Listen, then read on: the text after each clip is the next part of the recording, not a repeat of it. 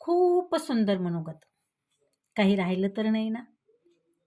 जीवनामध्ये तुम्ही खूप काही मिळवलं असेल, तरी आयुष्याच्या प्रत्येक टप्प्यावर पुढे जात असताना नेहमी हा प्रश्न सर्वांनाच पडतो.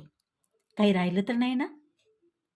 वर्षभराच्या पोराला बाईच्या हवाली टाकून जॉबसाठी जाणाऱ्या आईला ती बाई जेव्हा विचारते, पर्स, चाबी घेतली ना? काही राहिलं तर नाही ना? ती आई कशी सांगेल की ज्याच्या भविष्यासाठी एवढा आटापिटा चालू आहे तेच तर राहिला. खूप आशेने आईबापाने पोराला शिकविलं. पोरगा परदेशात सेटल झाला.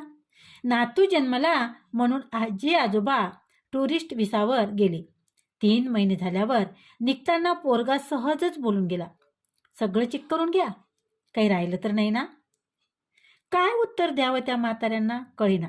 कारण आता मागे राहायला शिल्लक आता काहीच नसतं, नाही का?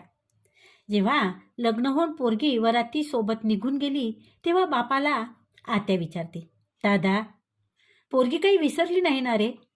काही राहिलं तर नाही ना तिचं? भूतकाळात गेलेल्या त्या बापाला पोरीचे रूममध्ये सुकलेली फुलं दिसतात. अश्रू लपवत लपवत बाप बोलतो, ती गेली पण आठवण इथंच राहिल्या. दुसरं काय राहणार? 60 वर्ष वय झाल्यावर आज साहेबाच्या ऑफिसमध्ये शेवटचा दिवस होता.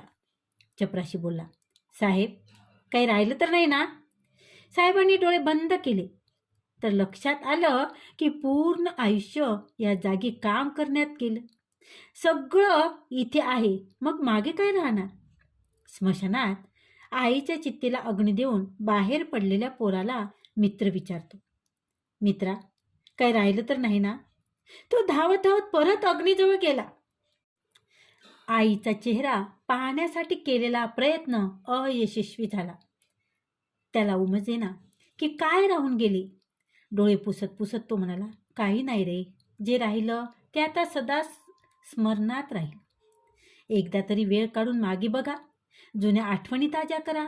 डोळे भरून येईल, मन प्रफुल्लित होईल आणि आणि आत्ताचा हा क्षण जगण्याची नवी उमेद मिळेल.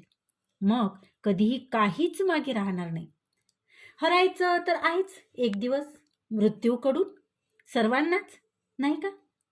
तोपर्यंत आयुष्याला जिंकून घ्या. बघा, प्रयत्न करा.